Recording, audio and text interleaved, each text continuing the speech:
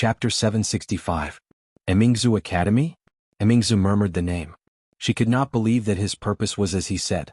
No matter how she looked at it, there seemed to be another meaning behind it. The proud Lolita no longer asked Li Yi why she could not drink her royal sister's soup. She tugged at Li Yi's sleeve and said with a blush, "Sir, build a few shining academies too. The Ice Condensation Academy is fine too." After thinking for a while, she felt that she could not forget Yongning. She raised her head again and said, "And Yongning Academy. How about it? It sounds nice too." She felt that although her name was not as nice as her royal sister's, it was much nicer than Qing Yang's. Li Yi touched her head and said, "Okay, I will build another Shining Academy and let you be the dean." Pinky promise. The proud Lolita immediately smiled.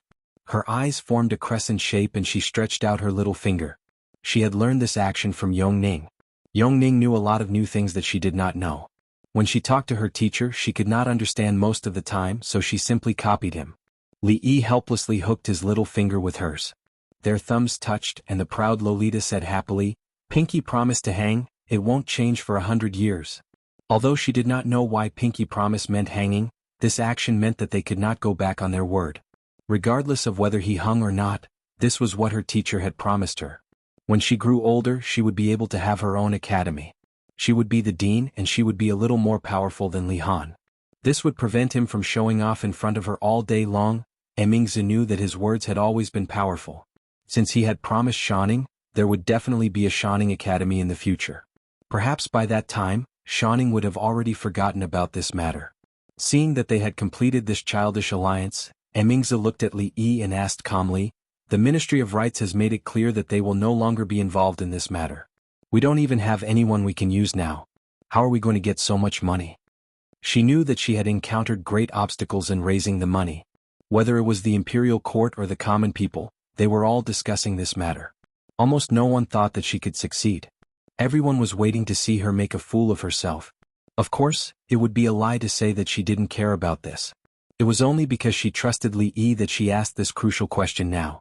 Li Yi looked at her and said mysteriously, "Don't worry, the show has just begun." He put away the things he won from the old emperor and explained, "Change your clothes first. We'll leave immediately. We'll talk later." The proud Lolita brandished her sword at the side. The children of the royal family were not required to be proficient in both literature and martial arts. It was even rarer for women to practice martial arts.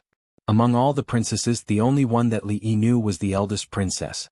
With the old maid watching from the side, Li Yi didn't have to worry that she would hurt herself. Emingzu changed her clothes and came out. When the proud Lolita came out, Li Yi told her about the plan in detail. Emingzu looked at him and asked, "From the beginning, you knew that the officials from the Ministry of Rights would hit a wall. You also expected that they would withdraw on their own accord. Is this all part of your plan?" Li Yi nodded. "After all, the Ministry of Rights doesn't belong to us. With them around, we can't do whatever we want. If they leak information, it will have some impact. Moreover, how can we let them take the credit for nothing?" Emingzu sorted out the entire process and connected all the things that he had done in the past few days.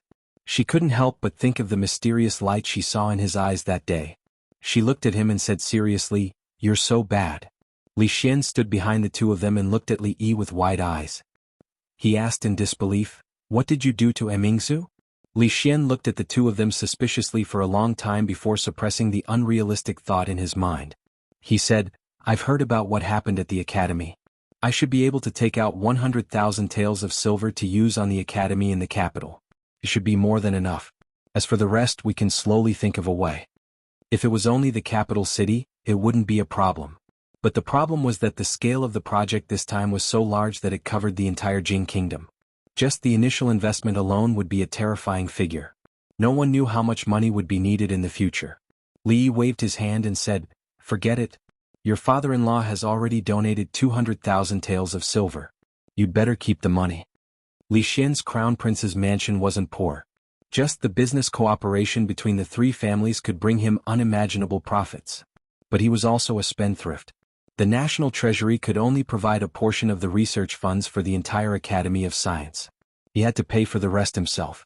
It wasn't easy to come up with so much money at one time. Li Xian frowned and looked at him. He said, "Don't try to be brave at this time. You don't know how many people are watching this matter and waiting to see Emingzu make a fool of herself." Make a fool of yourself? Li looked at him and said lightly, they won't be able to laugh soon. As they walked out of the morning dew hall, Li Xian looked at him with a profound gaze. He sighed and said, when I first met you, why didn't I think you were so bad? The ruler of the capital, Lu Daiyou, sat in the hall. His head moved back and forth as he dozed off. The weather these 2 days had been hot and dry. Although he held an ice pack to his chest, the room was still stuffy. The rising and falling cicadas outside were even more annoying. Wave after wave of tiredness came at him. Thump. The moment his eyes closed, his body fell forward. His head knocked against the edge of the table. Immediately, a large bump appeared. He was completely awake. He quickly pressed the ice pack to his forehead and took a sip of tea. He was no longer sleepy. He lowered his head and began to read the official documents. These few days, Jingdo could not be considered peaceful. The people were very angry. If they were not properly appeased, there would probably be a big mess in the future. The cause of the matter was that the eldest princess wanted to build many academies so that more children from poor families could have books to study. However, the funds to build the academies were not enough. There were obstacles in raising funds, so the matter was temporarily put on hold. In this regard, the people of Jingdo were very angry. After all, this was a major event that was beneficial to the people. All the poor families wanted to send their children to study and fight for a glimmer of hope to bring glory to their ancestors. However, most families even had problems eating, so it was impossible for them to cultivate a scholar. Now that there was such an opportunity, how could they give it up? Lu Daiyou could understand their desire. After all, he himself was also born of a poor family. His father had sold everything he had to give him the opportunity to study and take the imperial examination. When he became successful and wanted to be filial, his father, who had worked hard all his life, passed away and did not enjoy even a day of happiness with him. This had always been a regret in his heart. Regarding this matter, in his heart, he was also very supportive of the eldest princess. However, there did not seem to be many people in the court who thought the same as him. When he read the official documents and felt sleepy again, a yamen runner came to report that the eldest princess and the Marquis of Chang'an County had arrived. County Magistrate Lu's sleepiness was swept away at this moment. He hurriedly stood up, tidied up his official uniform, came to the back hall of the county government, stepped into the room and cupped one hand in the other before his chest to the two people sitting above. Greetings to the eldest princess and Marquis Li. Chapter 766. Lord Lu, what's wrong? Li looked at the bump on County Magistrate Lu's forehead and asked in surprise. Of course, Lu Daiyou couldn't say that he bumped into it when he was dozing off. He smiled awkwardly and said, I accidentally bumped into it.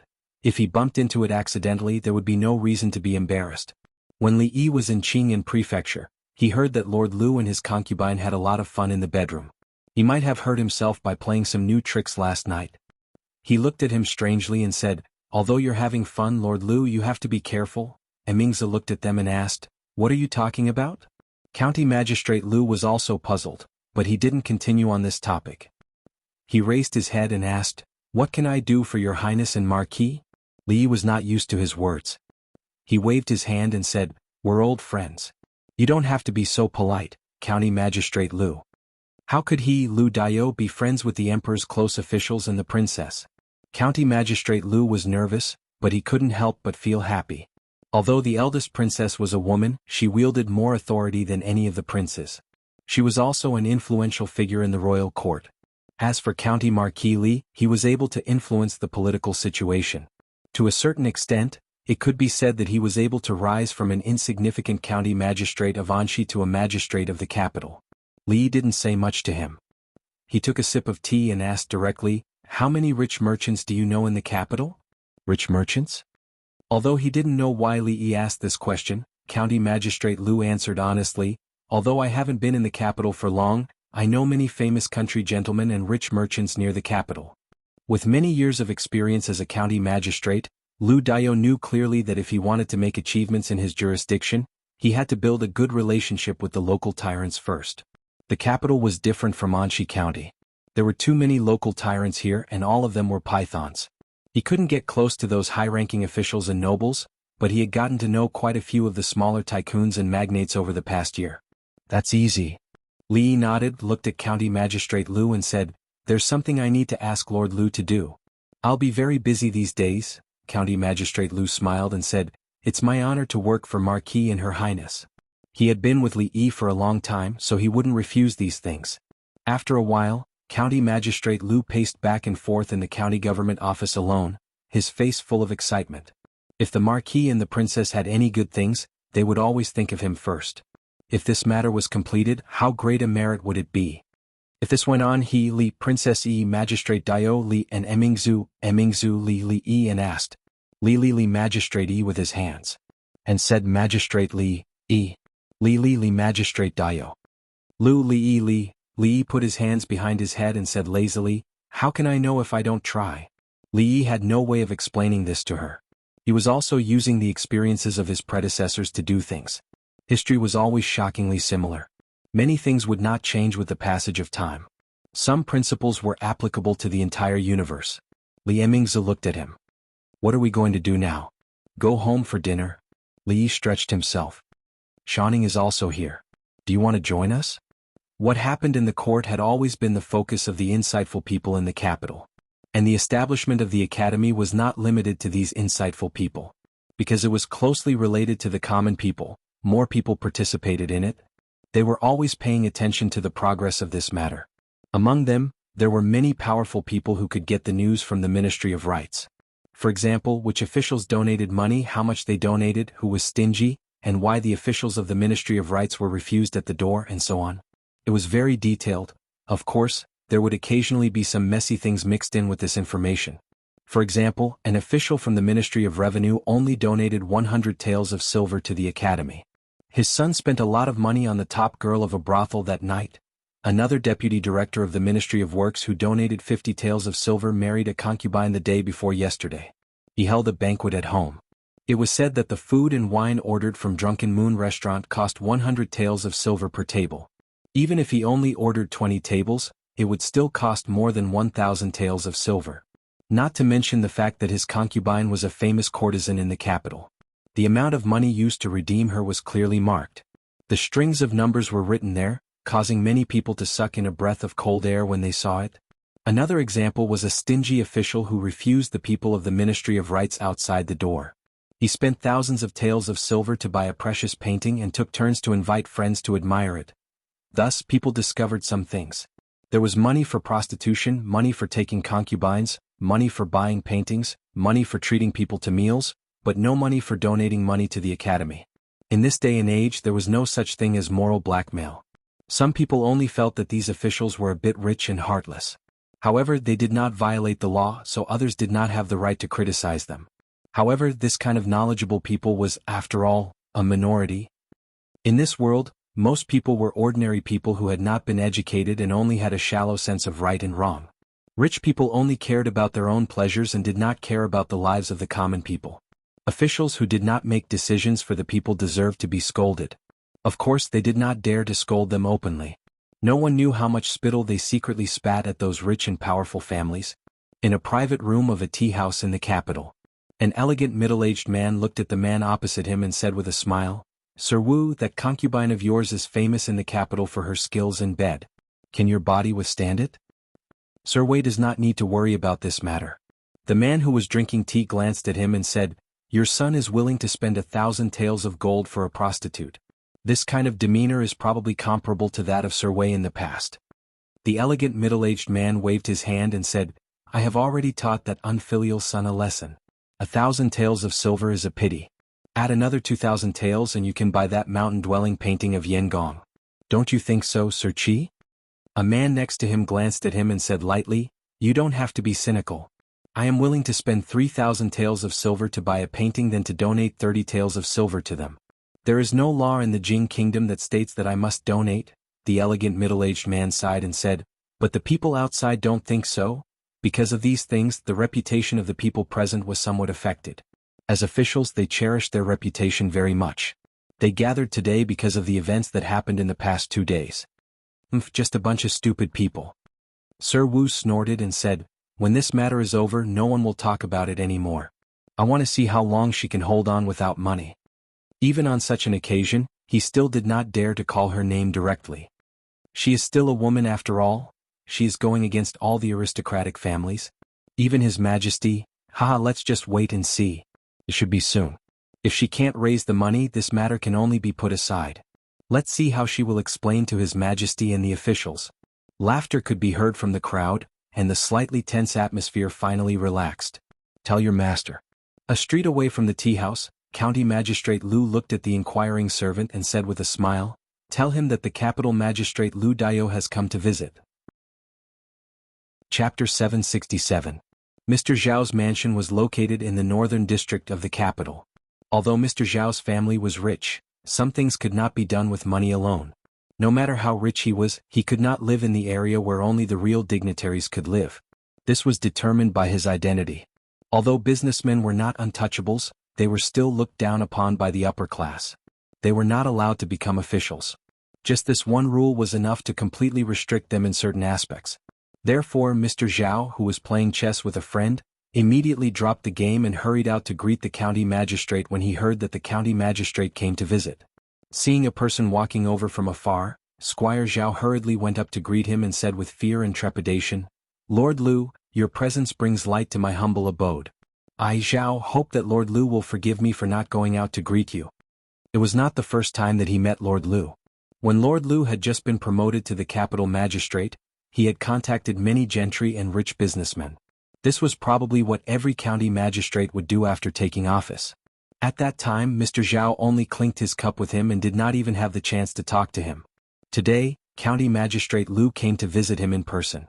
His purpose was unknown, but it was impossible for him to play chess with him. Mr. Zhao immediately became nervous. County Magistrate Lu smiled and said, "Haha, if Mr. Zhao's mansion can be called a humble abode, then I really don't know how to describe my county government." Mr. Zhao saw that he was smiling and did not seem to be looking for trouble. Mr. Zhao relaxed a little and stretched out his hand. "Lord Lu, please come in." "Come on, serve the tea. Take out my treasured tea." County Magistrate Lu was a tea lover. After taking a sip of the tea, he praised it. Steward Zhao absent-mindedly added a few words. The two of them chatted about tea leaves, daily life and business affairs. Time passed by unconsciously. Those who didn't know might think that they were close friends. Finally, Mr. Zhao could not help but look at County Magistrate Lu cautiously and asked, "Why did you come to my humble abode?" County Magistrate Lu put down the teacup unhurriedly and asked with a smile, "Do you know that the Imperial Court is going to build an academy?" "I've heard of it." Zhao Yuanwei nodded. This matter had caused quite a stir in the capital recently. He knew that this matter seemed to have something to do with the eldest princess, but he didn't pay too much attention to the specifics. Then he realized something. He looked at County Magistrate Lu and asked, "Lord Lu, what do you mean?" "To tell you the truth, we've encountered some difficulties in raising funds for the academy." County Magistrate Lu looked at Squire Zhao with a smile and asked, "I wonder if Squire Zhao is willing to be generous and do something for the poor students in the world?" Zhao Yuanwei was taken aback. Poor students? Poor students? What did it have to do with him? Why did he have to be so generous? It turned out that this Lord Lu had come today to ask him to donate money. The Zhao family was indeed rich, but this money did not grow on trees. Why should he donate it? A trace of dissatisfaction flashed in the depths of Zhao Yuanwei's eyes, but he didn't show it. The smile on his face became brighter and he said, "Of course I'm willing. I've always wanted to do something for the country. Zhao Fu, go to the accountant and get 100 taels of silver." 100 taels of silver was not much for him. It wouldn't cost him much and he could give this Lord Lu an explanation. He didn't refuse at all. It was not a wise choice to offend County Magistrate Lu for a little money. So he simply set the amount so that County Magistrate Lu wouldn't ask again. County Magistrate Lu still had a smile on his face and said, "On behalf of the poor students in the world, I thank Squire Zhao in advance." Zhao Yuanwei nodded repeatedly, "It's my pleasure." The housekeeper of the Zhao family quickly took out 100 taels of silver, and naturally a runner helped to accept it. "I still have something to do, so I'll leave first." County Magistrate Lu and Zhao Yuanwei exchanged some polite words and then stood up to leave. Zhao Yuanwei stood up and said, "See Lord Lu off." Although he lost 100 taels of silver in vain, it was worth it to see this bodhisattva off. "If it weren't for the fact that I really can't take out so much silver, I would like to donate more." When they walked to the gate of the mansion, County Magistrate Lu shook his head and said, "Squire Su from the south of the city donated 3,000 taels of silver to a library for the academy. Shopkeeper Zhang from the north of the city donated 1,000 taels of silver to a school. I'm afraid both of them have the opportunity to be listed on the Academy Stele. I'm very envious." Academy Stele. Dare I ask, what is an academy steal? Xuanhuan didn't hear him mention this matter just now, so he asked doubtfully. County Magistrate Lu smiled and explained, to build so many academies in various places, a large amount of silver is needed. The National Treasury can't take out so much money in a short time, so we can only collect donations from various places. When Squire Su donated to the library, a stele will be erected in front of the library. It will clearly state who donated it, so that the students will remember who gave them books to study and whose kindness they should be indebted to. In front of the school donated by shopkeeper Zhang, there will also be a similar stele. As for the academy stele, it will be erected in front of the entire academy. You will see it before you enter the gate. It is personally written by His Majesty. Anyone who has contributed to the academy can be nominated on the academy stele. The purpose is to let the students remember who gave them everything they have.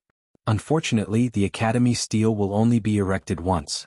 After this time, unless one has made an extremely significant contribution to the academy, it will be impossible to be nominated. Hearing this, Xuanhuan stopped in his tracks and stood there in a daze. This Sir Lu didn't mention this to him just now. Xiaoritian had spent half of his life in business. It was fine if people looked down on him, but he didn't want his children and grandchildren to be like this. He didn't want his children to be unable to hold their heads up high forever and never be able to walk with their backs straight. Therefore, he didn't mind spending a lot of money to hire the best teachers for his son, buying the best paper and pens. He even hired 4 study companions.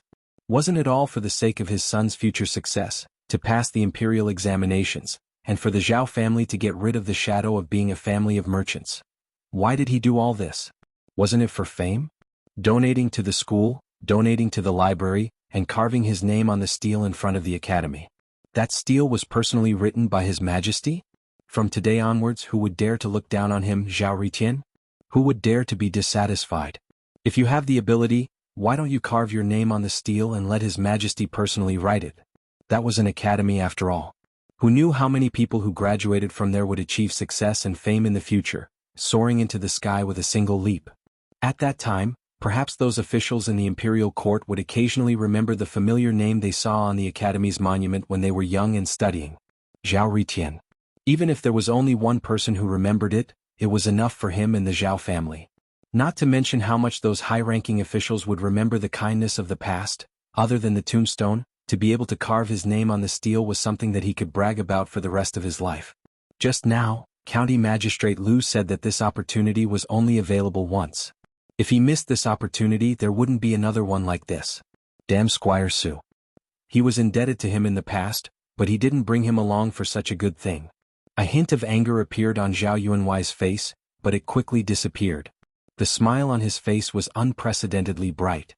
He caught up with County Magistrate Lu in a few steps. Seeing that County Magistrate Lu was about to step out of the mansion, he hurriedly said, "Sir, please wait." County Magistrate Lu looked back at him and smiled. "Oh, Squire Zhao, is there anything else?" Chapter 768. About the donation of silver. I suddenly feel that we should do our part in such a good thing for the country and the people. Only by building more academies can more poor students have access to education and cultivate more talents for the country. Yes, that's it. The more Officer Zhao spoke, the more confident he became. In the end, the expression on his face became extremely sincere and proud. "So, I want to donate more silver to the academy.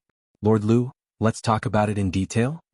County Magistrate Lu nodded and said with a smile, "I'm very pleased that Officer Zhao has such a kind intention." "Sir, please, Officer Zhao, please." 3,000 taels of silver was not a small amount even for the Zhao family. However, he had worked hard for silver all his life. At this moment, silver itself was not so important to him. When one reached such a position, he would understand that some things couldn't be bought with silver. Some things couldn't be solved with silver. Therefore, after thinking for a long time, he gave another number. It was 30 times more than the 100 taels he had promised. County Magistrate Lu said with a smile, "Officer Zhao, if you are generous, the poor students of the academy will remember you. It's all for the country." Officer Zhao was waiting for this sentence. He couldn't confirm whether what County Magistrate Lu said was true or not, but he thought that County Magistrate Lu wouldn't lie to him. After all, County Magistrate Lu was a high-ranking official and couldn't lie to him. "There's one more thing I need to ask of Officer Zhao," County Magistrate Lu said while looking at him. "Sir, please speak your mind. I'm not familiar with the rich merchants around the capital city. I hope Officer Zhao can visit them. After all, one person's strength is limited. If there are more people as generous as Officer Zhao, of course. Don't worry, I'll take care of it. Officer Zhao answered repeatedly with a burst of ecstasy in his heart. The importance of this matter was self-evident. County Magistrate Lu actually entrusted this important task to him. If he could handle this matter well and properly, he would have a say in the county magistrate's office in the future, let alone in the long run. This was something that couldn't be bought with 3,000 taels of silver. No matter how he looked at it, he wouldn't lose money. Of course, at the same time he thought of another matter. The Zhao family did have some money, but they were not arrogant enough to think that the Zhao family was the wealthiest merchant in the capital. Once everyone gathered and learned the truth, wouldn't they all rush to donate money? At that time, it would be hard to say if his name would still be left on the academy stele. After all, he believed that those people wouldn't reject the opportunity to leave their names behind. Of course, he had just confirmed with County Magistrate Lu that after the funds of an academy were collected, the rest would be used to build other academies. This academy couldn't be named, but there would always be others. But for the sake of safety he had to be careful. He waved his hand at the housekeeper and said, "Go to the accounts room and withdraw 2,000 taels of silver." When he returned to the chess room again, his friend could not wait any longer. "County Magistrate Lu, what brings you here?" A stout middle-aged man looked at him and asked with great surprise, "When did you know County Magistrate Lu?" Xuanhuan smiled mysteriously and said, "Let's not rush this matter. I have something great to tell you, as expected of Lord Li." County Magistrate Lu walked out of the Zhao mansion, sighed and murmured, "Brilliant, really brilliant. The 5,000, to be precise, it should be 5,100 taels of silver. It was as easy as blowing off dust. He didn't even need to say anything, and the other party would take the initiative to come to him, as if afraid that he wouldn't accept it. It was even easier than robbing. He knew how cold the officials from the Ministry of Rights were treated when they went to visit each and every one of them. It was really a world of difference. Moreover, after walking out of the Zhao mansion, he thought of a more important thing. It was true that merchants loved their names, but some people seemed to love their names even more. In just a few days, the entire capital city would once again be bustling with noise and excitement. A yamen runner stood behind him and asked, "Lord, where are we going now?" "To the Su mansion." "Which Su mansion?" "Su mansion in the south of the city." An hour later, a fat man with a protruding belly and a face full of fat sent County Magistrate Lu out of the mansion and said with a smile, "Take care, Lord." When he turned his head, his face instantly became gloomy. "Damn, such an important thing, surname Zhao actually didn't tell me." Behind County Magistrate Lu, the yamen runner still understood and said with a smile, "Lord, I know. Let's go to shopkeeper Zhang's mansion now." "Hee, father, you lost again." The proud Lolita jumped up from her seat and shouted happily. If she won 10 games against her father, she could go out of the palace to play once. If she won 20 games against her father, she could also bring Yongning. Therefore she now played chess with her father every day. She had saved up for many days. She had already decided in her heart that when she had saved 10 days for both of them, she could go out of the palace with Yongning and did not need to come back for 10 days. Emperor Jing touched her head lovingly and said, "Xianning, go play first. Father is a little tired. We will play again in the afternoon." The proud Lolita nodded obediently. Although she also wanted to save enough time to go out of the palace earlier, her father's health was not good.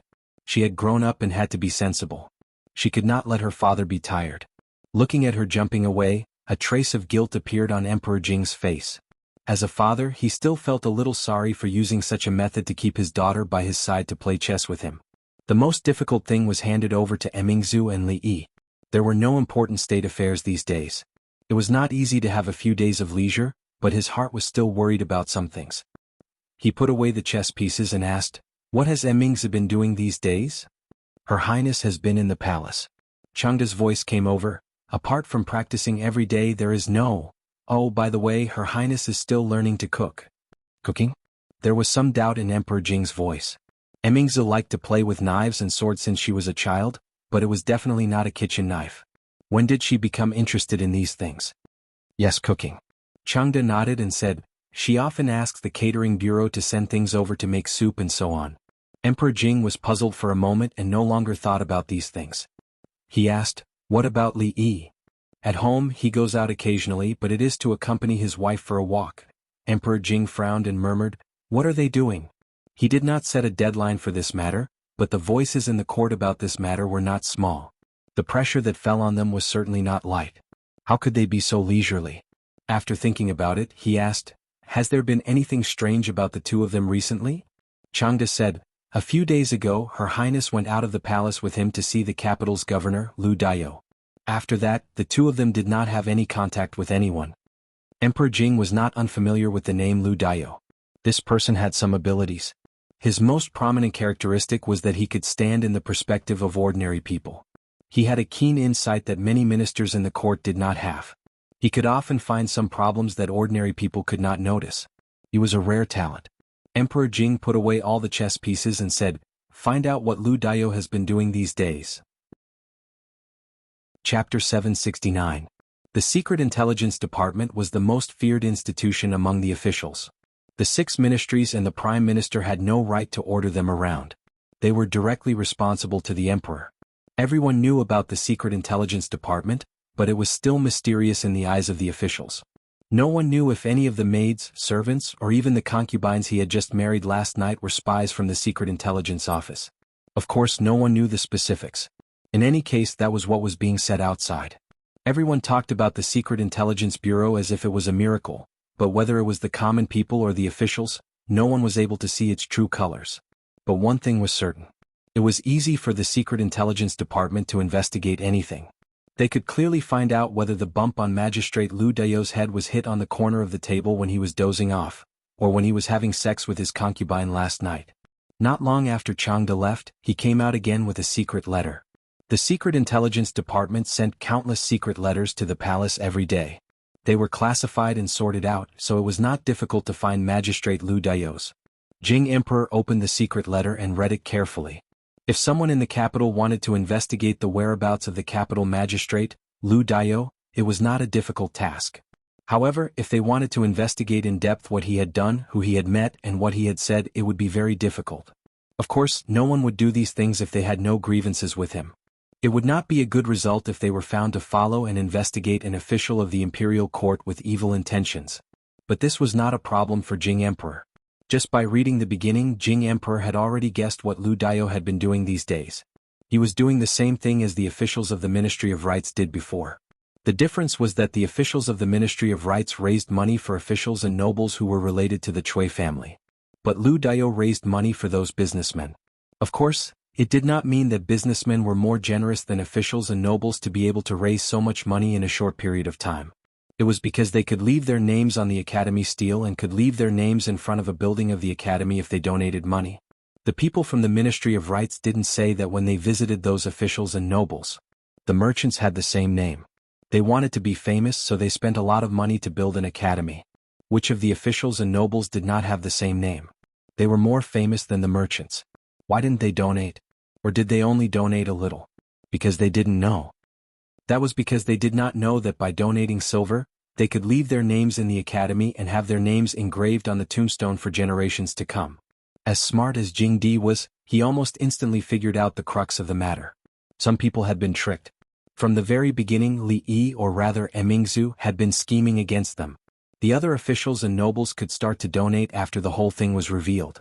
However, the officials from the Ministry of Rights had visited mostly officials or families related to the great clans. Could they donate again? If he didn't donate, the reputation he had built up over the years would suffer a huge blow. If he were to donate again, the effect would be minimal since he had already done it once. And those great clans relied on nothing more than the reputation they had built up over the years, the prestige they had among the gentry and the common people. Without these, they were worse than a tiger without teeth. If the establishment of an academy so that the children of poor families could study was a nibbling away at those great clans, and it would take decades to see an effect, then the donation this time was the most direct and direct blow to them. Of course, the scope of the attack was not all great clans. The Chui clan and the noble families of the Chui clan, after experiencing a huge loss of money, were about to face a more serious mental blow. This was something he had wanted to do for many years, but he had never done it. Jing Di's expression was not clear whether he was gratified or disappointed. Finally, he just put down the secret letter in his hand and sighed, "I am really old." His somewhat straight back bent down and he lay comfortably on the bed. For the first time in 20 years, he felt that the burden on his shoulders seemed to be a little lighter. That was because someone had carried something for him. Hearing the even breathing sound coming from the bed, Changde looked out of the hall. A smile flashed across his face, and he slowly retreated into the shadow of the hall. Sir, I want to eat hot pot. The proud Lolita pulled Li Yi's sleeve and kept shaking it. Li Yi patted her head and said, It's such a hot day, why do you want to eat hot pot? Listen to Sir, drink more soup. Since he came back he rarely cooked those spicy things. Every day his meals were mainly light, mainly to take care of Rui's health. Making all kinds of light dishes was his recent main direction. After a while there were two girls shaking his arm, one on each side. Li Yi looked at the proud Lolita, and then looked at Yongning, who was pulled over by her and avoided his eyes because of her guilty conscience. He said helplessly, Okay. I'll let you prepare it. Later you go to another small house to eat. There were plenty of vegetables in summer. In fact now, no matter what season it was, they could eat fresh vegetables. In order not to let her pester him, he simply let them eat hot pot alone. Emingzu walked over and looked at him. There's morning court tomorrow. I don't think I can hide it for long. It's about time. I don't plan to hide it for long. Li Yi added some seasonings to the soup and closed the lid. Then he asked, The money should be enough to build the academies near the capital, right? Li Mingzhu nodded. The capital could be said to be filled with wealthy merchants. The amount of silver they donated added up to a terrifying figure.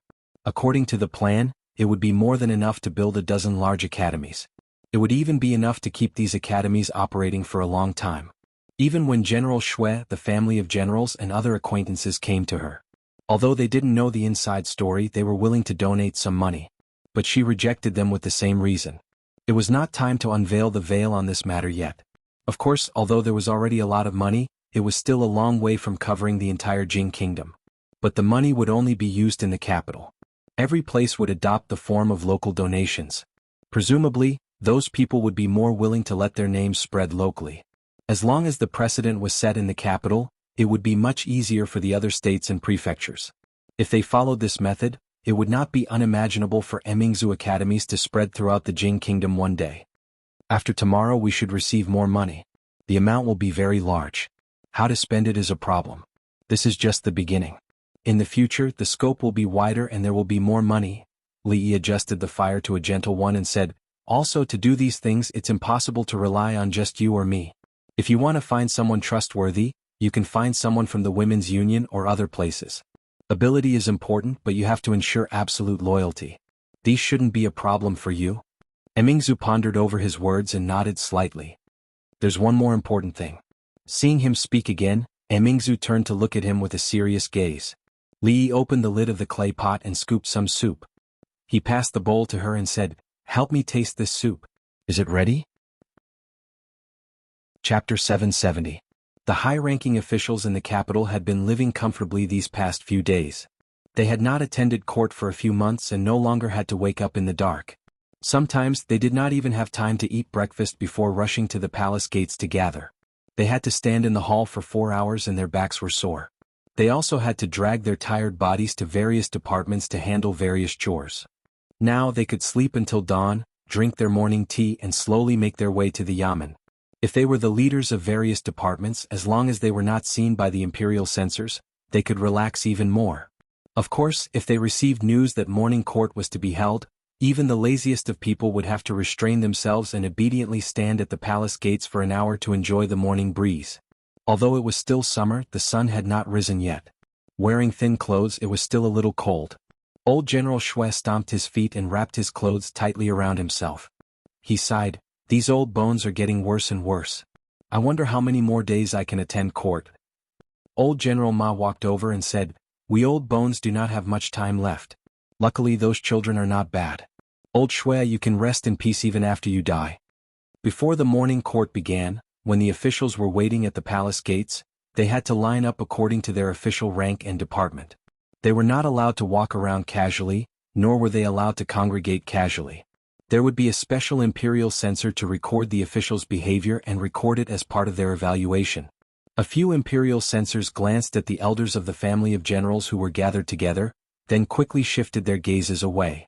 When they caught a glimpse of an official in the crowd who was secretly touching his buttocks, they immediately walked over with dark expressions and said coldly, Sir, please pay attention to your manners.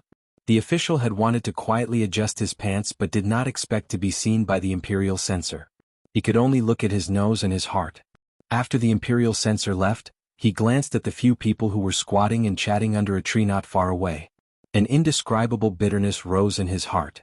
This time, old General Shui did not engage in a verbal battle with old General Ma. He sighed and said, "What is Her Highness thinking?" The Her Highness he was referring to was naturally the eldest princess. The incident at the academy had caused a commotion. Countless people in court were waiting to see her make a fool of herself, but she seemed to have completely forgotten about it. She had not done anything in the past few days. The family of generals had wanted to help, but she had rejected them. A red-faced old general thought for a moment and said, "Her Highness has always had her own ideas. I believe we will know in court today." Due to their special status, the family of generals maintained a distant relationship with all the princes. However, the eldest princess was different. She was a woman, and even if she was close to the family of generals, it would not attract criticism. Moreover, the family of generals and the princess residence were closely connected in terms of interests. They were bound together for good or ill. Even if they put aside their feelings, they would naturally pay attention to her matters. In recent days, the emperor, who was ill, had almost handed over all the political affairs to the Minister of State to handle. However, every once in a while, he would still hold a morning court session to ensure that he would not be too distant from the political affairs. The flood of the two provinces was still an extremely important matter. How to control the flood, how to properly settle the refugees, and how to rebuild after the disaster were all important matters for the imperial court. There would be news coming from the front lines almost every day. However, the disaster this time was obviously different from the previous years. The original method could not be used, and the situation was not optimistic. After a round of recommendation by the court officials, the emperor reselected officials who were good at controlling the flood. This matter was temporarily put aside. The focus of the debate in the court shifted to another matter. The establishment of the eldest princess's academy could be said to be closely affecting the hearts of many courtiers. Regardless of their intentions, there was no doubt that countless people were concerned about the progress of this matter. Emperor Jing looked down and said faintly, "Lu Dao, tell me, how is the establishment of the academy going?" This caused many people in the court to be slightly stunned. The name Lu Dao was unfamiliar to them. Although there were many officials in the imperial court and it was impossible for them to know all of them, it was not to the extent that they had never heard of their names. This could only be blamed on the position of the magistrate of the capital city. It was not big, but it was not small either. In the local area, it was already the head of a county. In the capital city, it was wandering on the edge of the court. It was not even qualified to be noticed by some people. Of course, what surprised them was not this unfamiliar official, but the establishment of the academy. It was clearly the eldest princess who had undertaken the task. Where did this Lu Dao come from? Seeing a person coming out from the back, many people were already thinking about something. However, some people still faintly revealed expressions of ridicule and disdain on their faces. From their point of view, this kind of matter was simply impossible. This was because the establishment of the academy would not only involve the capital, but also the entire Jing kingdom. Even the national treasury would not be able to take out so much silver. Lu Dao stepped forward and said respectfully, "Your Majesty, so far, a total of more than 500,000 taels of silver has been raised. 13 academies in the capital city are already under construction. 500,000 taels of silver. This number still made many people's hearts skip a beat. This was not a small number. Everyone knew that when the Ministry of Rights raised money, they hit a wall at every turn. Not to mention 500,000 taels of silver, they could not even raise 5,000 taels of silver. In just a few days, where did this 500,000 taels of silver come from? They heard clearly that Lu Dao said raise money, which meant that this money was not allocated by the national treasury. Where did they raise it from? Their doubts did not last long. Lu Dao had already continued. Most of these 500,000 taels of silver were donated by the merchants in the capital city. I have already followed your Majesty's instructions and ordered people to build a stone tablet. Once the academy is built, the stone tablet with the names of the donors will be erected in front of the academy, so that the students and the people will remember their contributions to the academy. As Lu Dao spoke slowly, the expressions of many officials in the imperial court changed from confusion and astonishment to shock and fear. How could such a thing happen? Those people were only lowly merchants. What right did they have to carve their names on the tablet for the students and the people to revere and pass down from generation to generation? And after today, what would the people of the world think of them? Even merchants knew to contribute to the country. How could they, the aristocratic families that had been passed down from generation to generation, not know? One had to know that, unlike the ordinary officials in the imperial court, the reputation of their families had been accumulated bit by bit. They loved the people and were kind and charitable. They had accumulated bit by bit over decades. With that stone tablet erected in front of the academy, the reputation and fame that they had painstakingly accumulated was all gone. Bah, what aristocratic families. They were not even as good as merchants. How would they have the face to call themselves aristocratic families in the future? In particular, the true aristocratic families were able to stand for hundreds of years without falling. They relied on the terrifying reputation that they had accumulated over a long period of time. If even their reputation was gone, and they had even abandoned the trust of the people and the aristocratic families, no matter how large a family was, it would still be at the end of its road. This simple stone tablet had left these aristocratic families with no other choice.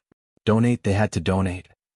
Lost money could be earned again, but lost reputation was irreversible.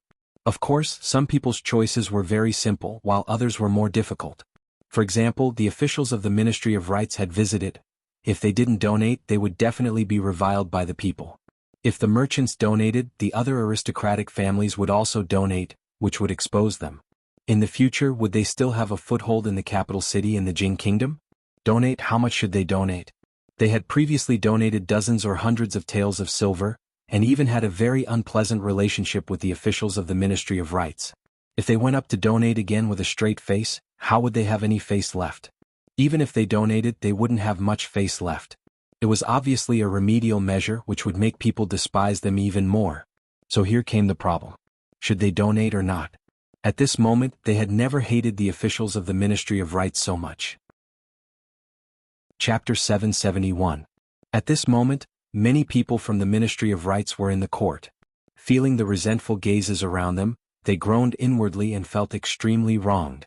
They were the ones who did it, but they were also following orders. The fundraising was ordered by the eldest princess, and the withdrawal was ordered by imperial concubine Shui.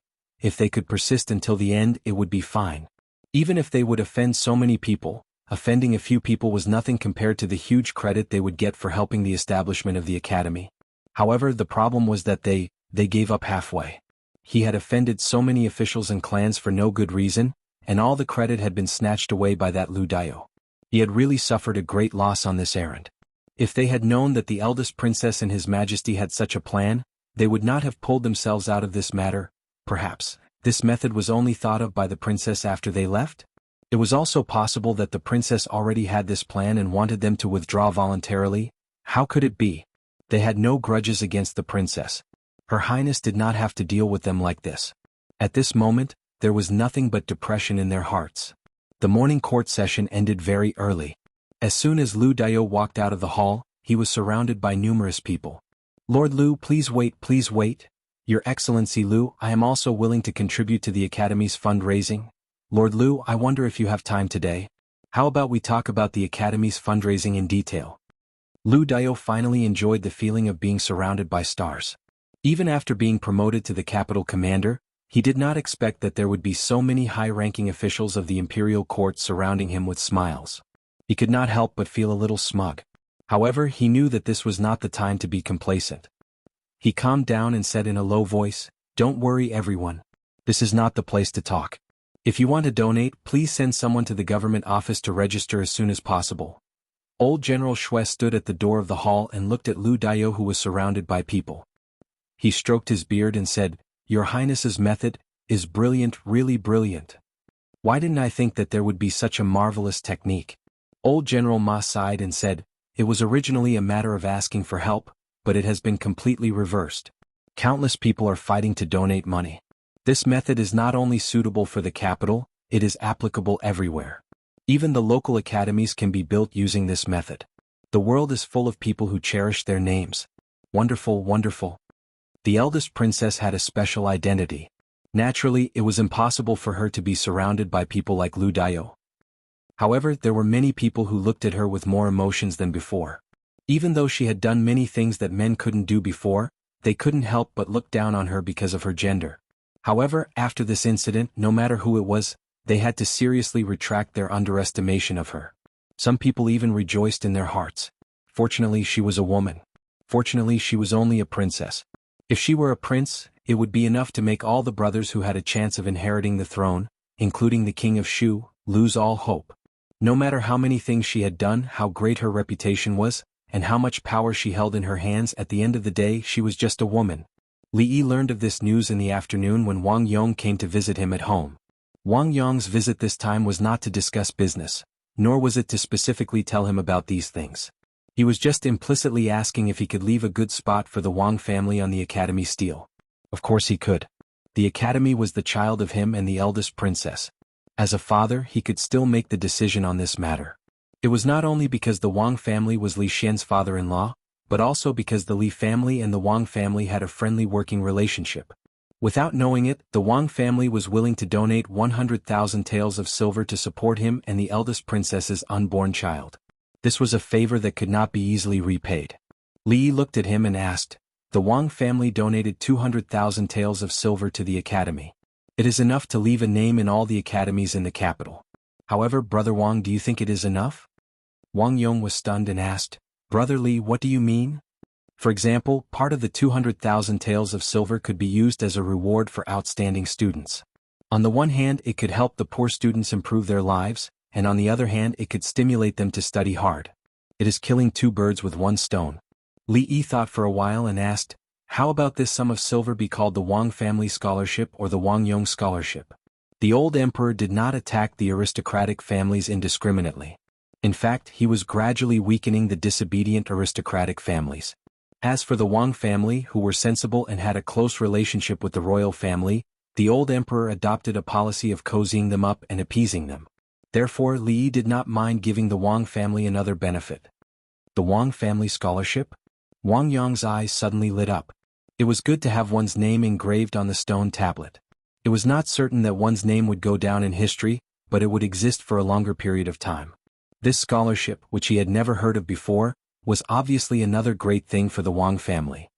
The students supported by the scholarship were definitely people of outstanding talent. Since they accepted the Wang family's support, they would definitely owe the Wang family a favor and could be considered half a student of the Wang family. And such people of outstanding talent would also have a very high chance of becoming outstanding in the future. Not everyone was expected to repay the Wang family, but after all, they would have an unbreakable connection with the Wang family. In just an instant, Wang Yong weighed the pros and cons in his mind. The conclusion he came to was that there were only pros and no cons. He raised his head to look at Li Yi and said sincerely, "Those 200,000 taels were donated by the Wang family to build the academy. How can I take money from them? How about this? I'll go back and ask for instructions. Every year, a sum of money will be used to set up the Wang Family Scholarship, which will be used to support students with excellent character and scholarship." Li Yi did not mind this at all. The money would eventually be used on those students. The Wang family were not fools. They definitely understood what Wang Yong understood. He was only pointing it out. When the time came, they could discuss it with the eldest princess themselves. "I'll take my leave first." Wang Yong was in a hurry to report to the family. Li Yi did not stay any longer. From now on, he did not need to interfere in this matter anymore. Education was a century-long project. It would take a long time to show its effects. But now that the foundation was stable, there would be fewer obstacles in the future. He had written down everything about the academy in great detail on a piece of paper. Her Highness just had to follow the prescribed order. Of course, she still had to control some of the details herself. Li Yi did not want to arrange everything for her. She was able to handle the women's union, various businesses, and the affairs of the women's college so perfectly. It was enough to show her ability. There would be more things she had to decide and deal with in the future. She could not become dependent. Li Yi needed to extinguish the seeds that had just arisen as soon as possible. Li Yi stared blankly in a certain direction. When he made this happen, he actually did not feel much of a sense of achievement. Instead, he was a little hesitant. This was after all his wishful thinking. He could not tell anyone, including her. But no one knew better than him how difficult and long this path would be. Whether it could be replicated was still unknown. If things did not develop in the direction he had planned, it would be more harmful than beneficial for her to have such power and resources in her hands. Most importantly, before the old emperor passed away, he did not think he could help her reach that step. That day would come sooner or later. Who would be the new emperor? What would her future be like? Yongning, Xianning? If that day really came, he would definitely take Yongning away. The proud Lolita was also worried. The palace was not a place she should stay. She would be unhappy for the rest of her life. As for the eldest princess, she would not leave. What should he do? Rob her? But he could not defeat her. What a headache. What are you thinking about? A familiar voice came from the front. Li Yi looked up and saw Mingzu walking in. He pointed to the opposite side and said, "Sit." Li Mingzhu sat down opposite him and thought of the way he looked at her just now. In that instant, his gaze seemed to contain something very strong, something that she could not describe with words. Her heart was slightly flustered. "What were you thinking about?" she asked subconsciously. "Nothing." Li Yi poured a cup of tea and handed it over. He said, "Let's talk." "What do you want to talk about?" She looked up at Li Yi. "Just talk." Li Yi looked at her and said, "Like life, ideals and so on?" Chapter 772. When talking about life and ideals with a beauty, the choice of time and place was very important. Under the warm yellow light, on the soft bed, chatting through the night, or in the quiet courtyard, next to a clean stone table, drinking a pot of fragrant tea, chatting leisurely.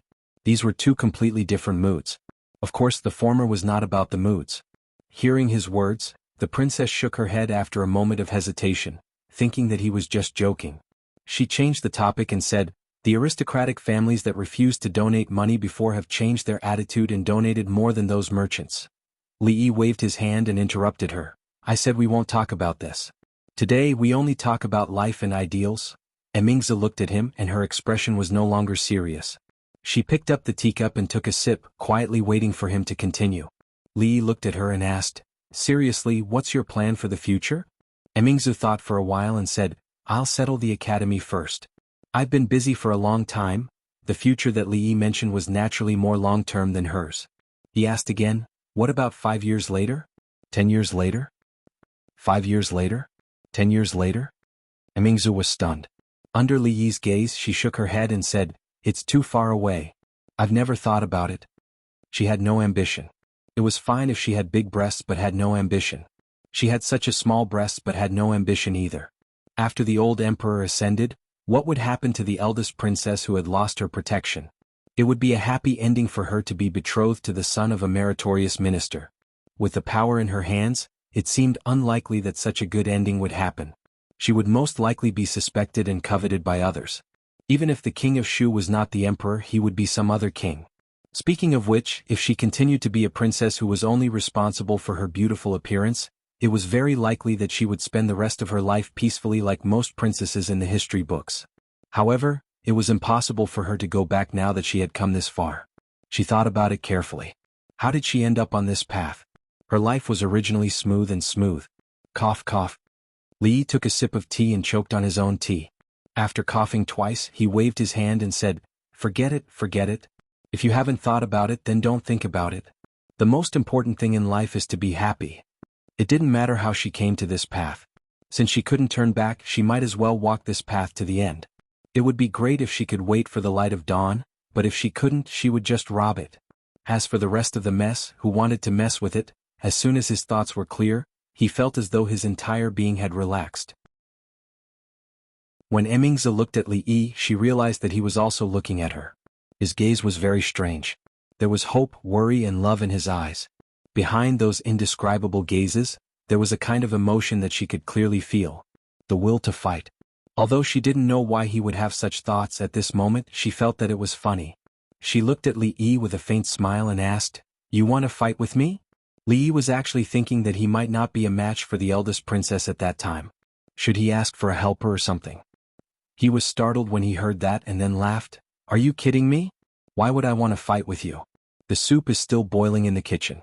I'll go and see if it's ready. By the way, are you thirsty? Do you want me to serve you a bowl of soup?" Although he hadn't fought with her before, he was definitely not a match for someone who could fight with Mississippi Lu. Just the thought of fighting with her made him feel a dull pain in his butt again. The two little girls were better. Girls should be gentle and virtuous. Why should they learn martial arts? Although the words gentle and virtuous had nothing to do with the arrogant Lolita, they were both learning martial arts. Look at Rui. She was already a master, but she didn't use martial arts to bully others. Look at her and Mississippi Lu, who always talked about fighting with each other. How could they act like girls? Sir, come and play chess with me." The arrogant Lolita waved her hand in the room. Li Yi walked over and replaced Duanwu. As long as the word chess was involved, the arrogant Lolita couldn't be treated as a child. Even an adult would fall into her hands if they weren't careful. It was said that the old emperor had lost dozens of games to her. She was now obsessed with Gamoku. Ever since Li Yi taught her this way of playing, the entire women's college, including the teachers and students, were unwilling to play with her in a few days. It was not easy to find someone who was willing to play chess with her. Li Yi and the arrogant Lolita played chess. Yong Ning stood beside him with her hands behind her back and her head peeking at the chessboard. Thinking of something, Li Yi looked at her and asked with a smile, "Cindy, if I'm going to a place far away and won't come back for a long time, would you be willing to go with me?" The little girl was stunned for a moment. The expression on her little face immediately became nervous. She pulled Li Yi's arm and asked hurriedly, "Where are you going?" "A place far away from here. There might be no rocking cars, no merry-go-round, no delicious food, no fun. Wherever Big Brother goes, XNE will go." Before Li Yi could finish, the little girl hugged his arm and said with a serious face. She clenched her fists tightly, as though she was worried that Li Yi would disappear if she let go. With her small heart, she could not imagine what the world would be like without her brother. No one would tell her the story of the beautiful sheep, and no one would understand what she said. They would think that Cindy was crazy, a bad child who lied. She was not willing to go back to the past. Li Yi touched her head lovingly and hugged her in his arms. He said, "Don't worry, wherever I go, I will bring Cindy." The little girl nodded obediently and stretched out her little hand. Pinky swear. From her point of view, the matter of pinky swear was a promise that could not be changed.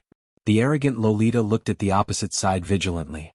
Sir always said things that she did not understand to Yong Ning. Just now he said that he was going to leave and pinky swear, but he did not say anything to her. Could it be that they wanted to elope behind my back?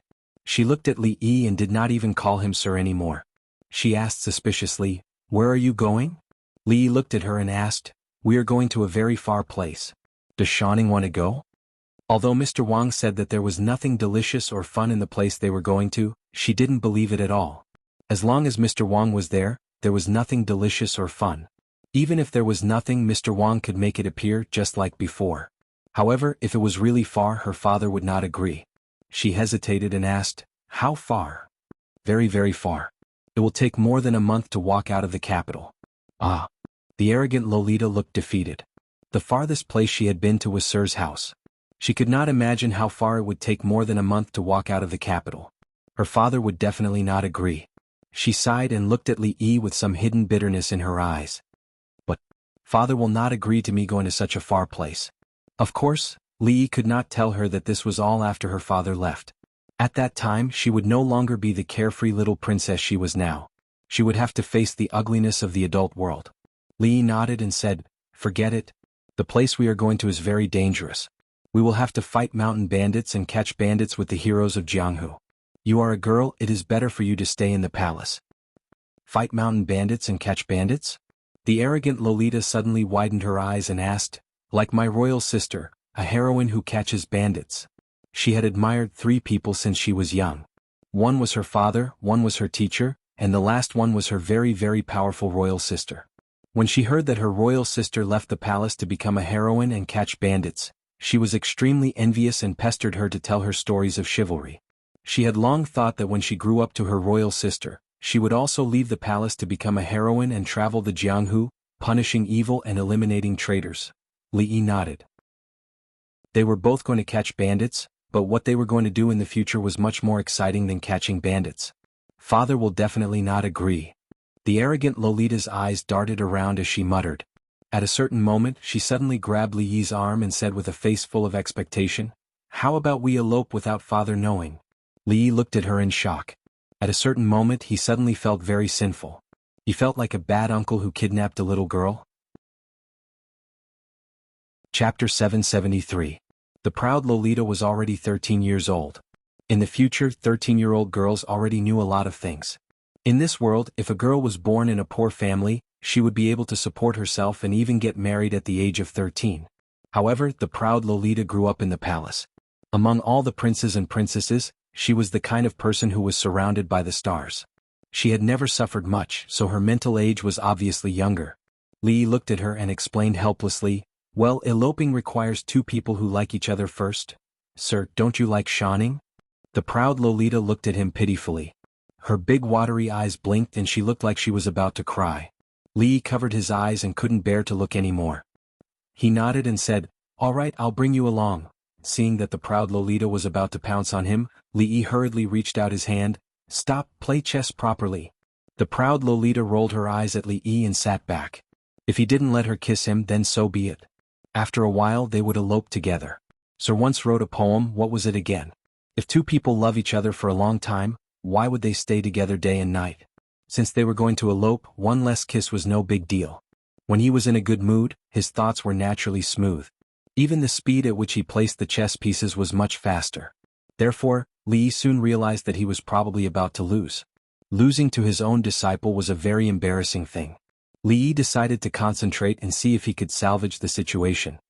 "Look, what's that?" His face suddenly showed a look of surprise and pointed behind the proud Lolita. The proud Lolita turned her head and looked for a while before turning back with some dissatisfaction and muttering, "What? There's clearly nothing." She picked up a chess piece and was about to put it on the position that she had chosen just now. As long as this chess piece was placed, Sir would lose. However, her hand had only landed halfway when she looked at the chessboard in a daze with a puzzled expression. "Xianxia is getting better and better, but don't be proud. Continue to work hard." Li smiled and patted her little head. He stood up and walked out of the house. "Sir, you cheated." After a moment of silence, a crisp sound rang out. A petite figure pounced over from behind. After a while, Li shook his head and turned his collar up a little to hide the shallow bite marks on his neck. He did not know where she learned this from. She grabbed the neck and bit it. Although it was not heavy, if others saw it, it would be inappropriate for a princess to do so. How could an unmarried princess be so intimate with a man? He might even be mistaken for having a bad intention of abducting the princess. After the matter of the academy was completely settled, there were people to take care of everything. After sending away the arrogant Lolita, he had a lot of free time. He thought that after dinner, he would accompany Rui to the school of divination. The scenery by the lake was good, and fishing in the pavilion in the middle of the lake would be a small pleasure. He of Chang and County Dean of Chang'an College, but had a free time. But in the past few days, the gate of the county government was almost broken by people. Of course, they didn't come to complain, but to give money. After the morning assembly that day, all the officials and aristocratic families in the capital city sent their servants to the county government to register. The amount of silver they donated increased from thousands to tens of thousands. In 2 days the amount had reached millions of silver. Of course, not only did they donate silver, but they also donated materials, mostly books. Whether the academy could use them or not, he accepted them all. This matter was well done, and he didn't disappoint the eldest princess and Lord Li. County Magistrate Lu waved to a runner happily and pointed to the red paper on the table. He said, "Come on, put this one up too." The outer wall of the county government had been covered with red paper. The black ink on the red paper was particularly conspicuous. It was a detailed record of the donations of the big families every day. After it was arranged according to the amount, it was posted outside the county government, attracting the attention of countless people. In this way, the families who had been watching could not sit still, and the families who donated less could not sit still. Those who didn't donate could hide for a while, but sooner or later, they would be found out and regarded as the example of the heartless rich. Those who donated less would be ranked behind most of the families. They would lose face and might as well not donate at all. They could only increase the amount to improve their ranking. But in their hearts, they cursed the person who came up with such a bad idea. Fortunately, the reputation of the family could be preserved.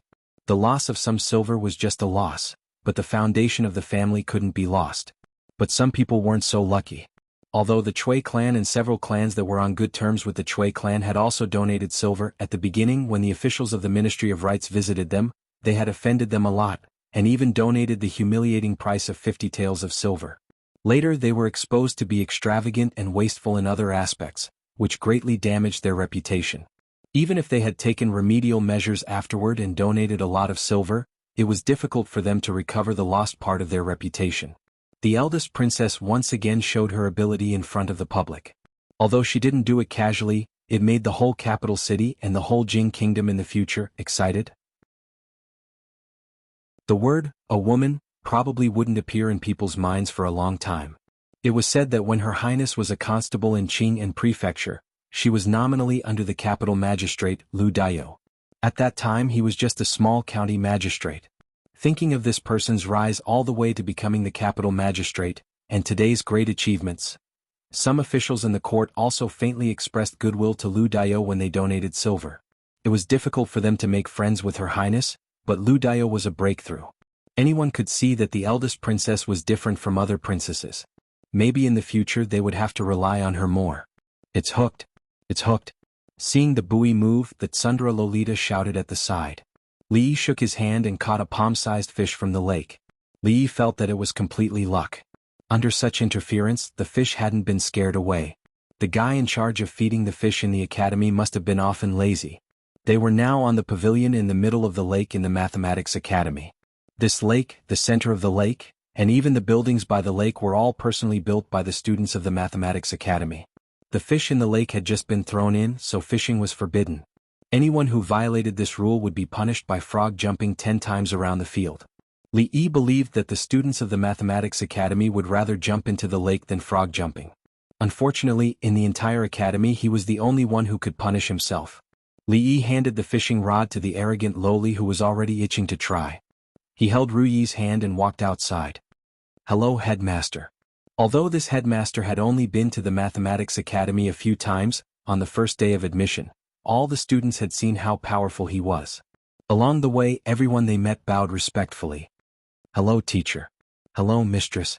Li Han was supervising a few students who hadn't finished their homework when he inadvertently glanced over and immediately straightened his body. This was almost a subconscious conditioned reflex. There was no Prince Jean in the academy, and there was no distinction between poor students and children of officials. There were only teachers, students, and classmates. Li Han wasn't as fat as before.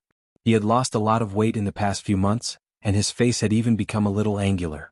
Li Yi was surprised to find that if this little fatty slimmed down, he would actually be quite handsome. The genes of the royal family were not bad. At least among the princes and princesses he had seen, none of them looked ugly. Taking a closer look, this kid looked a bit like Li Xian. He wondered what he would look like when he grew up. Li Xian adopted a laissez-faire policy towards the Academy of Sciences. No one knew where he found those mad scientists, but he didn't need to supervise them at all. He only went to check the progress every once in a while. Most of the time he was in the Mathematics Academy. At this time he and the young man named Xin Shu, whom Li Yi had met once or twice, were sitting in the pavilion in front of them. They seemed to be studying some profound problem. Li Yi looked at the booklet in his hand. It was the one he had given him before. There were some basic physical and chemical knowledge in it. It was hard to imagine that besides Li Xian, there was actually someone who was interested in these things. No wonder Li Xian could stick with him all day long. From the day that Princess Shixi was found to be pregnant, she was taken to the palace by the Empress. Li Xian had to get the Empress's permission to see her. Except for Princess Shixi, he didn't have any other concubines. For such a long time he didn't find a woman but found a man. This was really worrying. Rui asked, "Why?" "Girls are like wives, so they must be very obedient. But you have to be careful, and you can't let Rui lead them astray." "My husband, please don't let Rui hear what you said." Li Yi turned his head and looked around. Mississippi Lu didn't follow him out today, so she shouldn't suddenly appear. Then he turned back, curled his lips and said, "So what if she hears it? Do you think I will be afraid of her?" His eyes inadvertently looked around again and he finally completely relaxed. Rui looked at the lake and murmured, "In a few days Rui will be 18 years old." Mississippi Lu wasn't 18 years old yet, which meant that he couldn't even defeat a child. Realizing that the Princess Royal didn't seem to be 18 years old, Li Yi suddenly felt a little sour in his heart. Rui continued, "She won't tell me some things in her heart. In a few years she will be married and I don't know if she has a crush on someone." Although Rui was Mississippi Lu's sister in name, their mother passed away early and the elder sister was like a mother. She was only 2 years older than Mississippi Lu, but she played the role of an elder sister and a mother since they were young. We don't have to worry about these things for her. She is so good at martial arts and she is proud and arrogant. She won't like men who are not as good as her. But above that, the only people who are better than her are those grandmasters who are older." Li Yi waved his hand and said, "At worst, I will raise her for the rest of her life, as long as she changes her bad habit of squandering. Actually, I can't bear to be separated from her." Rui smiled and said, "When Mom and Dad were still alive, Rui was still very young and hadn't started practicing martial arts. She followed me all day and made a promise with me in the future." "Promise what?" Li Yi's ears pricked up. He rarely heard about Mississippi Lu's childhood from Rui. If he could find out something embarrassing about her, he would have a bargaining chip next time and wouldn't be so passive all the time. Nothing. Thinking of that ridiculous thing, Rui smiled and shook her head. Li Yi was a little disappointed. When did Rui learn to keep him in suspense? No, he had to ask Xuanhuan when he got back. But Xuanhuan was about the same age as Mississippi Lu, and she was always muddle-headed. She might not be very clear, so he had to find a chance to ask Mississippi Lu indirectly. The servant girl drank a mouthful of soup and shook her head. She said, "I've never heard Miss and Second Miss talk about it. Xuanhuan doesn't know what kind of promise Miss and Second Miss have." She blinked her eyes and looked at Li Yi. Puzzled, she asked, "Why don't son-in-law ask Miss?" If Rui was willing to tell him, he wouldn't have to come and ask Xuanhuan. Li Yi patted her little head and said, "Good girl, drink more soup. It's good for your body." The servant girl nodded and rubbed her slightly bloated belly. The soup that son-in-law made was very delicious, but if she drank too much, her chest would always swell. It felt a little strange. It wasn't really uncomfortable, but that place always made people feel embarrassed to talk about it, let alone talk about it to son-in-law. Was this what son-in-law meant by growing up? When Li Yi walked out of the door, Mississippi Lu was wiping her eyes. Li Yi felt that she treated the sword better than him. If he and the sword fell into the water at the same time, Mississippi Lu would definitely choose to fish for the sword instead of him. What kind of unspeakable promise did she and Rui have? This question had been on his mind since yesterday. If he didn't ask, he would feel uncomfortable. So Li Yi decided to ask in a roundabout way. Li Yi walked to her side and asked curiously, "What kind of promise did you and Rui have when you were young?" "What promise?" Mississippi Lu glanced at him and continued to bury her head in wiping her eyes. She only asked blandly. Looking at her appearance, she seemed to have completely forgotten about this matter. It seemed like it wasn't important. Li Yi shook his head. His curiosity was greatly reduced. Instead, he was puzzled as to why Rui would be secretive about something that wasn't important. "It's nothing. You can continue. I'm going to cook." He didn't want Mississippi Lu to know that he was prying into her privacy. He turned around and walked in the direction of the kitchen. "Promise? That's strange." Mississippi Lu looked up at him and murmured. When she lowered her head again, she seemed to have thought of something. Her hands suddenly stopped moving and her body stiffened. "Promise?" At this moment, a memory that was long ago but engraved in the depths of her mind quietly emerged. Before Li Yi could step into the kitchen, a white shadow flashed in front of him. Mississippi Lu instantly appeared in front of him. She looked at him with a face full of embarrassment and annoyance. "What do you know?" "What do you mean?" Li Yi looked at her in surprise and asked in confusion. Mississippi Lu stared at his face closely. When she found that there was nothing but confusion on his face, she finally felt relieved. It seemed that he just did it unintentionally. At this moment he had forgotten about what just happened. "Nothing." She waved her hand and turned to leave. "Wait." Li Yi stopped her in time. When she turned around, he asked curiously, "What on earth did you two promise?" Chapter 775. It was fine if she didn't want to tell him, but she hid him just because he asked about the agreement. Li Yi rubbed his butt and was even more curious about their agreement. Rui would never hide anything from him. But if she didn't tell him after he asked her once, he would get the same result even if he asked her 10 times or 100 times. It was almost impossible to break through from her. As for the Lu family's second young lady, he would think about how to strike at her in a subtle way after his but had recovered in 2 days. In the morning, someone from the palace came to inform him that he had to go to court tomorrow. He had just been free for a few days and he didn't know what the old emperor was going to do, which made him feel like he was in trouble.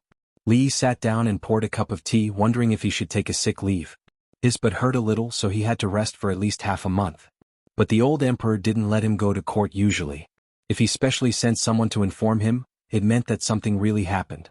If he asked for a sick leave now, it might be Chang who came to pick him up tomorrow. He better go and have a look. After all, he was worried about Princess Royal. He wanted to see how she was progressing in the study. It wasn't easy to have a good start, so he couldn't let anything go wrong.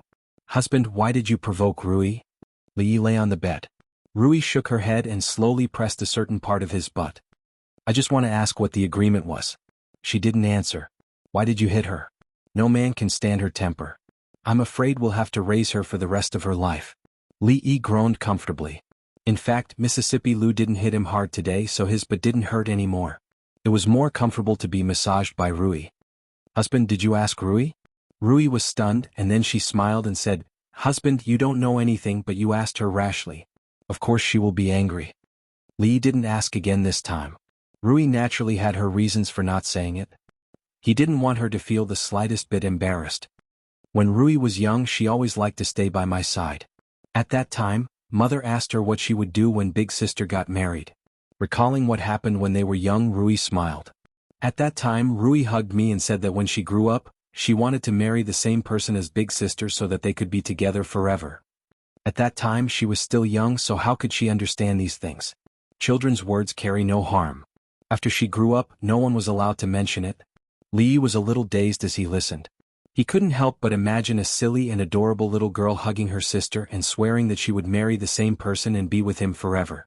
Who would have thought that the silly and adorable little girl would grow up to be like this? Li thought that she had developed this character since she was young. He didn't expect that when Mississippi Lu was young, she was no different from an ordinary little girl. It was just a naive vow of a little girl. Whether it was him or Rui, they naturally wouldn't take it seriously. They just occasionally thought about it, and perhaps it had a different feeling.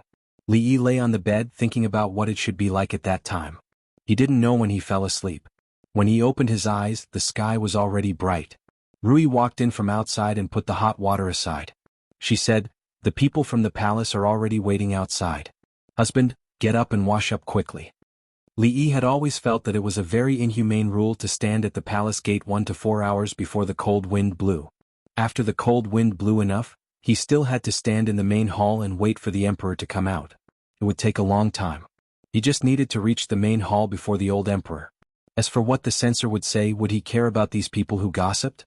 When he went out and saw Mississippi Lu, Li subconsciously made a gesture of covering his butt. This made him feel very embarrassed, especially when he saw the trace of mockery in her eyes. The desire to take revenge became stronger. Unfortunately, he could only imagine it. If he wanted to pay the price, he would definitely be the one who suffered a crushing defeat. Li looked at her and said with a smile, "Does the promise you and Rui made when you were young still count?" If he couldn't fight back physically, he would defeat her spiritually. For Mississippi Lu, who cared a lot about her reputation, the latter was far more effective than the former. Sure enough, after hearing this, her expression froze. Her face turned cold, and she slowly raised her hand that was holding autumn water.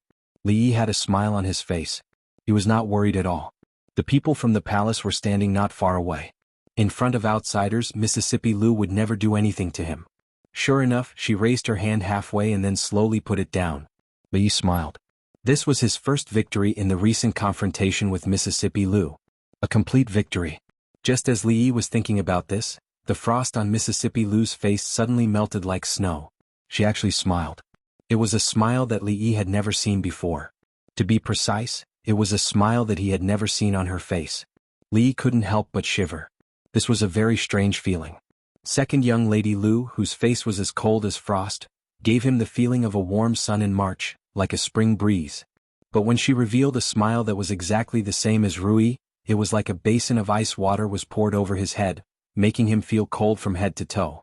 Mississippi Lu put autumn water down, maintaining a faint smile on her face. At this time, Li really felt that she and Rui were really sisters. He had seen this kind of smile on Rui's face countless times. She reached out to help Li adjust his collar. Her eyebrows were full of smiles and she said softly, "Come back early. I'll wait for you at home." Li felt that the ice water that was poured on him was beginning to freeze. I'm leaving?" He didn't dare to look at Mississippi Lu again. He quickly turned his head and almost ran away. Because he had made a major mistake in estimating the enemy's strength, he was once again defeated in a new round of confrontation with Mississippi Lu. Mississippi Lu stared blankly in a certain direction. When she picked up autumn water again, she found that her palms were full of sweat. Li got into the carriage, his heart was still beating wildly.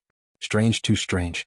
Mississippi Lu actually smiled at him like that, helped him adjust his collar, looked at him with a smile like Rui and said like a little wife, "Come back early, I'll wait for you at home." What was wrong with this world? The guards at the palace gate still had a deadpan expression. The passage leading to the palace was still narrow, and the officials stood in the main hall as usual, waiting for the emperor to appear. Li ignored the censor's gaze and walked to the pillar he was most familiar with. When he leaned against it, he realized that the world was still this world. As for whether Mississippi Lu was still Mississippi Lu, it was not certain. For the first time he thought that today's morning court would end slowly. He was worried that when he returned home, Mississippi Lu would be standing at the door with the same smile on her face. She said to him with a smile, "You're back?" If that was really the case, he would go to the Cold Mountain Temple today. Whether the old monk Tanin was in seclusion or not, he would kidnap him.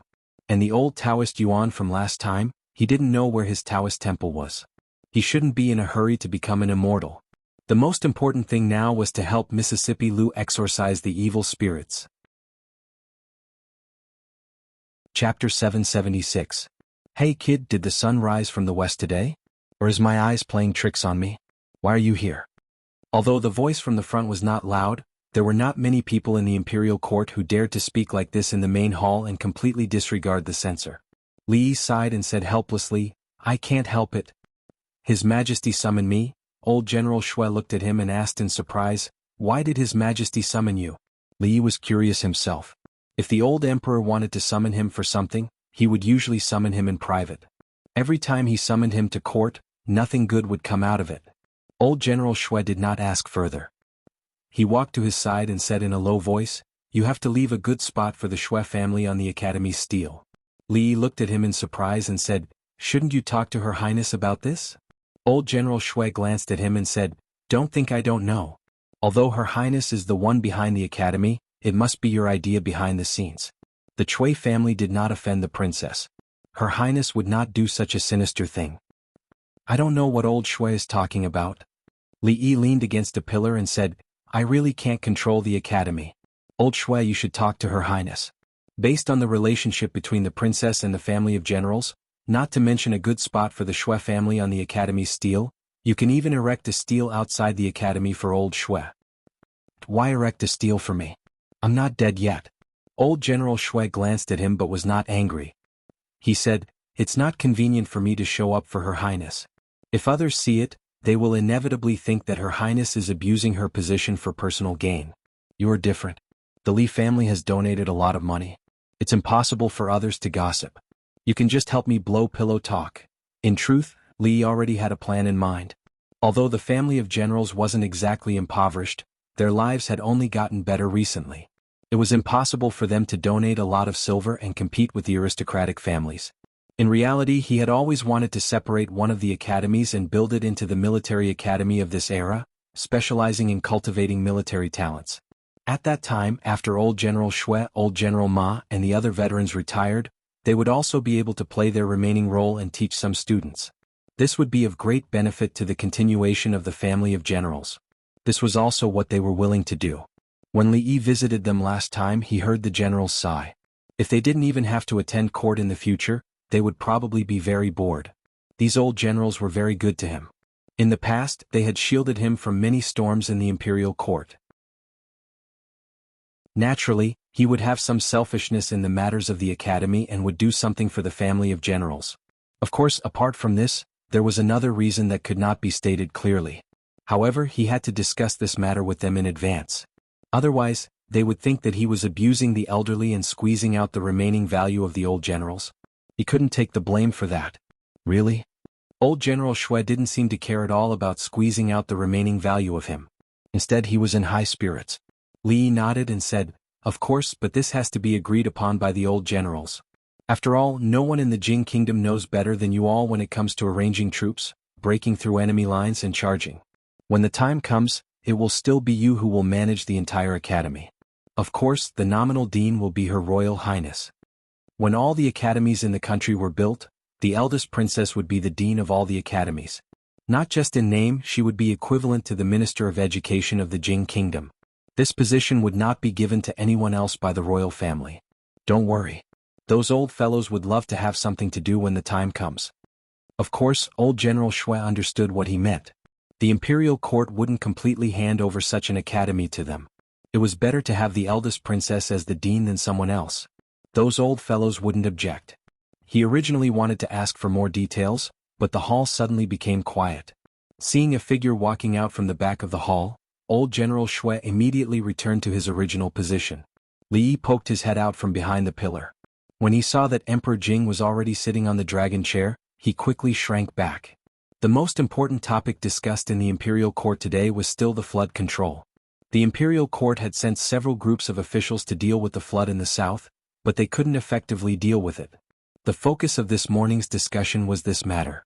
The officials were all eager to offer advice, but very few of them were able to put forward constructive suggestions. They either repeated the routine of the predecessors or said some nonsense that seemed reasonable but were actually all fake. Li Yi was a little annoyed listening to them from behind the pillar.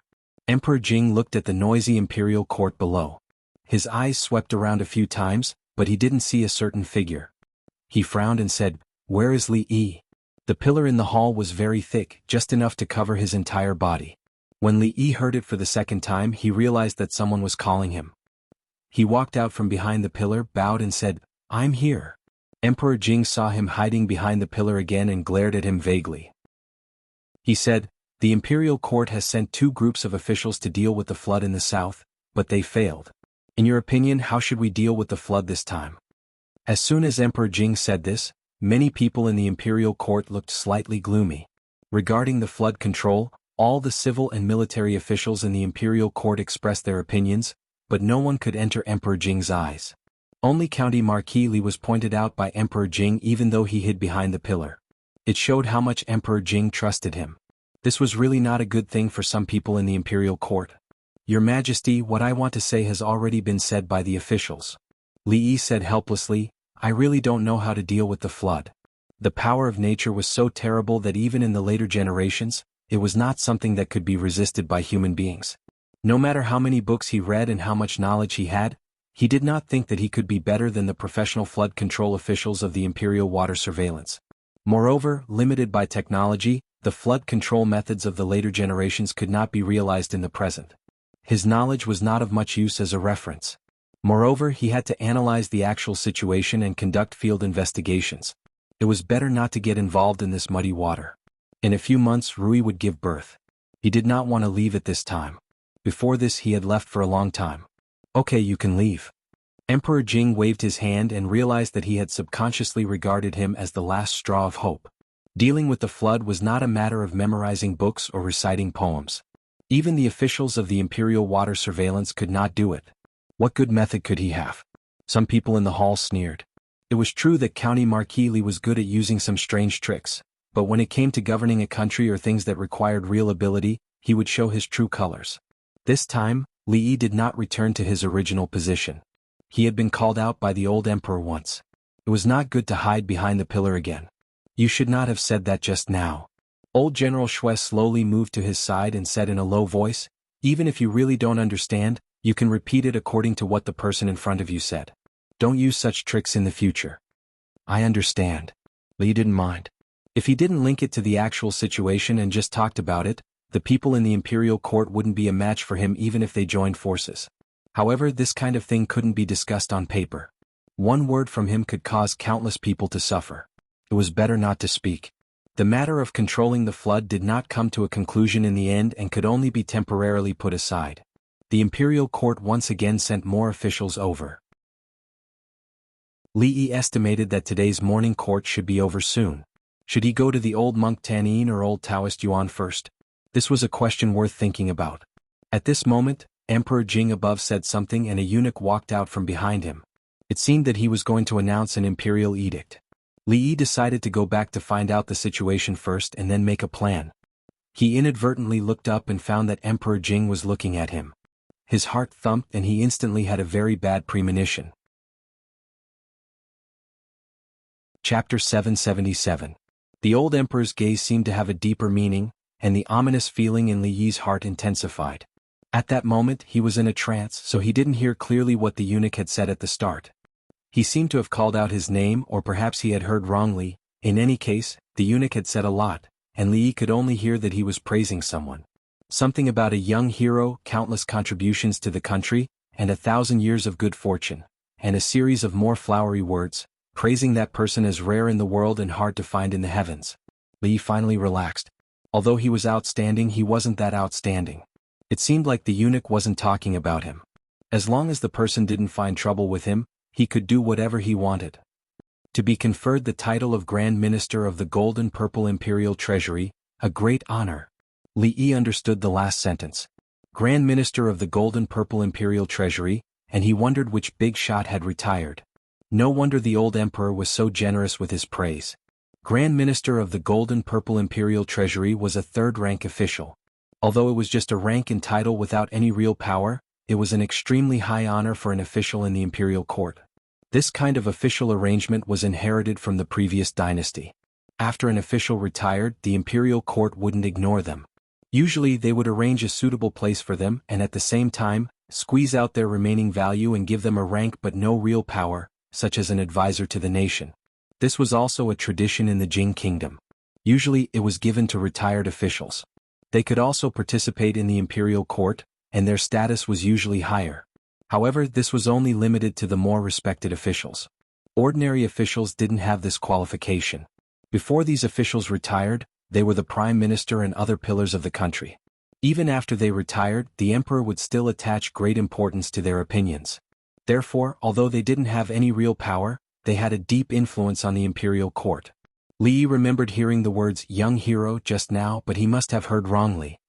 He turned to look at old General Xue and asked, which official in the imperial court retired?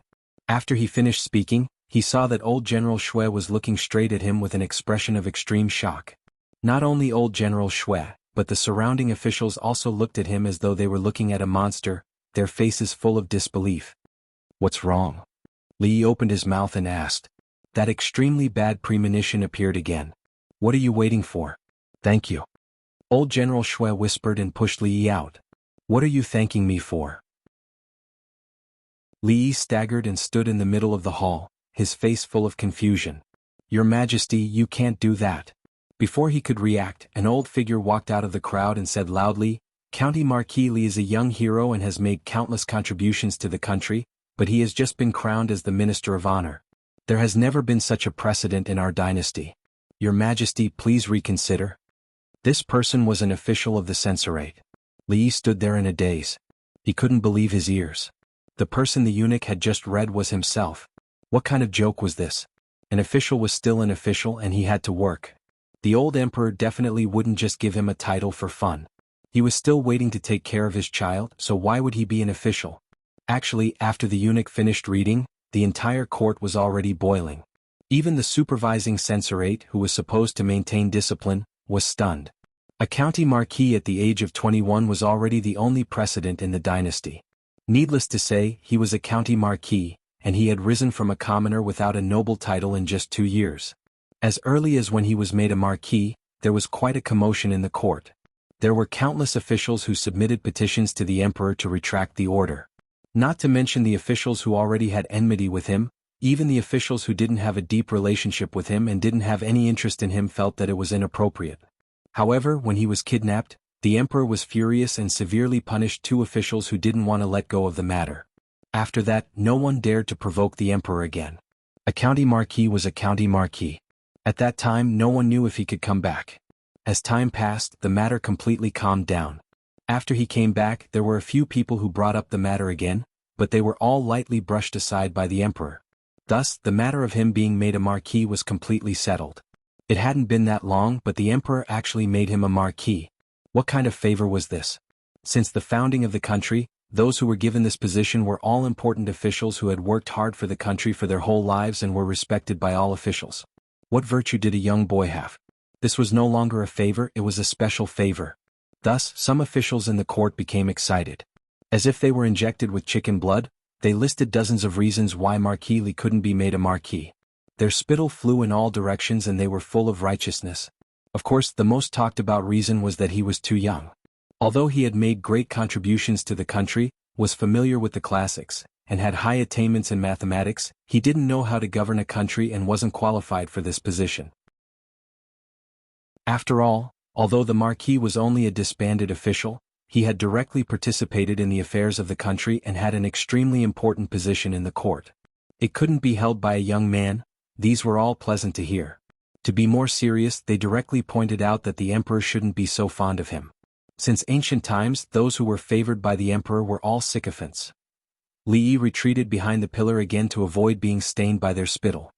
He showed an extremely depressed expression on his face. Naturally, he was depressed because the old emperor was looking for trouble. He didn't even bother to be the dean. How could he be a doctor? He planned to stay at home and be a full-time nanny to take care of the child after Rui gave birth. Naturally, the less trouble, the better. How could you hide such a big thing? Old General Shui came over and saw the expression on his face. Then he looked at a certain official who was still talking incessantly. He curled his lips and said, "Don't worry about those people. They can't do anything about the emperor's decision." Of course, Li Yi wasn't worried about this, but he couldn't explain it to him. At this time, many people around him had already congratulated him with cupped hands. If he didn't have a few friends in the court, he would be a failure. In fact, except for the Cui family and those firm supporters of the king of Shu, no one went up to advise him. "Alright, I have made up my mind. If you have any other opinions, we will discuss them later." Emperor Jing stood up from the dragon throne and waved his hand. Court dismissed.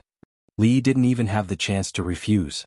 He saw Emperor Jing stand up and leave. At this time, most people in the court had their eyes on him. Li Yi bid farewell to old General Shui and the rest before striding out of the hall. He didn't want to stay here and be looked at like a monkey. "Lord Li, please wait." Not long after he walked out of the hall, a voice came from behind. Li Yi turned his head and saw the master of the Wang family walking towards him quickly. At this moment he naturally couldn't leave directly. The master of the Wang family walked forward and cupped his hands. He smiled and said, "Congratulations, Lord Li. Let's walk and talk." Seeing that many people had walked out of the hall, Li Yi pointed to the front and said. The master of the Wang family stopped him not only to congratulate him, but also to talk about the Wang family scholarship. In the future, the Wang family would take out a sum of money every year to reward the outstanding students of the academy, covering all the future academies in the Jing kingdom. In addition, he also expressed his willingness to set up the same scholarship for the School of Mathematics. Naturally, Li Yi wouldn't refuse. The Wang family wanted to establish a reputation among the scholars, which was what the old emperor wanted to see. Li Yi always felt that he took special care of the Wang family, not only because they were stupid, rich and obedient, but he didn't want to know the reason. He didn't need to think about it. After separating from the master of the Wang family, when he was about to walk out of the palace, he realized that he had been interrupted by that matter and forgot to find the eldest princess to understand the progress of the academy. He turned back and naturally received the congratulations of a group of officials. When he met the Minister of Revenue and the Minister of War, he had to stop and say a few words. He had already wasted a lot of time coming to the morning dew hall. The little palace maid at the door saw him and was stunned. She stopped in front of him and said, "Marquis the princess?" She had never stopped him before. Li Yi asked in surprise, "The princess is not here?" The little palace maid nodded and said, "Her Highness has gone to the Imperial Garden." "Then I will go to the Imperial Garden to find her." Li Yi nodded and walked in a certain direction. He was also familiar with the Imperial Garden. In the summer, the Imperial Garden was dense with trees and was a good place to escape the heat. Although he could enter the Imperial Palace at will, he couldn't enter a place like the Imperial Garden at will. The guard at the door went in to report and soon came out to lead him in. The eldest princess was sitting in a pavilion in the garden, looking down at something. Li Yi sat opposite her and said, "I came this morning to attend court, so I didn't bring soup." Xianxia didn't seem to hear what he said. She looked up at him and asked, "I heard that father has conferred you the title of Minister of Honor?" She was well informed. Li Yi was a little depressed. He nodded and said, "I don't know what His Majesty is thinking. Isn't this nonsense?" Xianxia glanced at him and looked at the lush green beside her. She said softly, "Father has his reasons for conferring you the title of Minister of Honor. Don't talk nonsense." Chapter 778. Time passed by half an hour. After the court was dismissed, Emperor Jing did not directly return to his bedroom. Instead, he habitually called the two prime ministers and several high-ranking officials in the court, and went all the way to the Imperial Garden. In the past, he would discuss with these people in the Imperial Garden about things that had not been decided in the court and finally made a decision. Apart from a few matters, he had never acted arbitrarily in the affairs of the state. When he walked out of the hall, he stopped and said to a eunuch behind him, "Go to the morning dew hall and invite Princess Royal here." Although Xianxia was only a woman, he did not know when he started to treat her as a girl who only loved martial arts. Some of her views on state affairs and political affairs often made his eyes light up, and even directly changed his thoughts and decisions. In the past 2 years it was especially so. Prime Minister Qin, Prime Minister Shen, and several high-ranking officials naturally had no objection to this. They were not qualified to object. What Princess Royal had done in the past 2 years, even if all of them added up, was still shameful. Just like in the folk opera, women were not inferior to men. It was not an exaggeration to use this word to describe Princess Royal. In the imperial garden, Emperor Jing sat on a stone chair in the pavilion. Prime Minister Shen and Prime Minister Qin were old, so Emperor Jing specially allowed them to sit together. As for the other high-ranking officials, they could only stand. I confer the title of Marquis of Chang, and Li Yi as Minister of Jinzi Guanglu. What do you all think? Just now in the hall, these people did not speak. In their position, unless the emperor's decision was extremely inappropriate, they would not take the initiative to speak up. Prime Minister Qin pondered for a moment and said, Marquis Li Yi is a young hero and has made countless contributions to our Jing kingdom. However, your majesty has already given him a great favor by promoting him to a county marquis. I think that Marquis Li Yi is still too young and does not understand state affairs and politics. He is not qualified to be a minister of Jinzi Guanglu. If your majesty insists on this, I am afraid that many officials in the court will be disappointed. Even he did not dare to deny Li Yi's achievements. Just the matter of heavenly punishment alone was enough to make him more meritorious than all the officials in the imperial court. Not to mention that he had turned the tide, defeated the envoy of the Qi kingdom, and founded the computing academy. Prime Minister Qin was the prime minister of a dynasty. He knew Li Yi's contributions to the Jing kingdom better than anyone else. His Majesty had conferred him the title of a county marquis because he had indeed made great contributions. This could not be denied by anyone. However, if he were to become the youngest golden Ziguanglu minister in the history of the Jing kingdom, it would be too much. Those who had held this position in the past were all old officials with decades of political experience and high prestige. It was really not a position that a young boy who did not understand politics could take. Emperor Jing's eyes looked to the side, and several ministers also spoke one after another. Although they did not have a negative attitude towards this matter, they did not agree with it either. They did not lean towards Prime Minister Qin, nor did they have any enmity with County Marquis Li. They just felt that this matter was inappropriate from the bottom of their hearts. The reason was the same as what Prime Minister Qin had said. It was a very important official position for the imperial court, and it could not be given to a boy who did not understand state affairs. This could be seen from his speech in the hall just now. Prime Minister Shen, who had been silent, finally opened his mouth when Emperor Jing looked over. I think this matter. Your Majesty should think twice. This meant that no one agreed with him. Emperor Jing did not show any dissatisfaction on his face. Before this, he had already guessed the reaction of the officials. After all, Li was still too young. However, even if he really did not understand politics, as long as he was in the imperial court, he could solve the problem that all the officials could not solve. His meritorious service was far more than this, but he would not become an official with real power. Apart from this, he could not give the other party anything else. Seeing that Emingzu had been standing for a while, Emperor Jing waved his hand and no longer mentioned that matter. He said, "This matter will be put aside for the time being." As for the flood in the south, Prime Minister Qin bowed his head slightly and sighed in his heart. Putting it aside for the time being meant that it could not be changed. In the end, he still underestimated the position of County Marquis Li in His Majesty's heart. How could the King of Shu make such a strong enemy for no reason? As for the flood in the south, they also had some ideas in their hearts after listening to the comments of many officials in the imperial court. Emingzu recorded all their words. Not long after, a palace guard came in from outside. Changde stood outside the pavilion, stopped him and asked, "What's the matter?" The guard said, "County Marquis Li is outside and wants to see the first princess." Before Changde spoke, a voice came from behind. Emperor Jing raised his head, and a strange look appeared in his eyes. He said, "Let him in. Father has his reasons for conferring you the title of Honorable Minister Jinzi." "Don't talk nonsense." Li looked at the first princess and his eyes were a little surprised.